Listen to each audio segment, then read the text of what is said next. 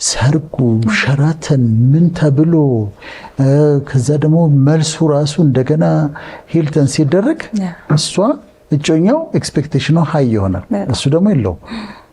በሰርጉ ምክንያት ብቻ ያገባ በሰርጉ ምክንያት አሁን የሺጋ ብቻ የሚባል አለ እኔ በጣም ወዳጄ ነው አቶ አስናቀ እንድታውቂው ፈልጋለሁ እንደው ደስ ይለኛል አብረሻቸው እንድትሰሪ ፈልጋለሁ ያው ሰጥቻለሁ በደስታ የሺጋ ብቻ ይሄንን ለመፍታት ነው የመጣው አላስታውስኩም በእውነት ላስተዋውቀው ፈልጌ አይደለም ግን ይሄንን ሶልቭ ያደርጋል በአንድ ጊዜ ብዙ ሰዎች ይጋባሉ የሰርግ ፍርሃት የወጪው ፍርሃት ያለባቸው ሰዎች ተጋብተው በጣም አስተማማኝ ነው አቶ አስናቀ በጣም ወዳጄ ነው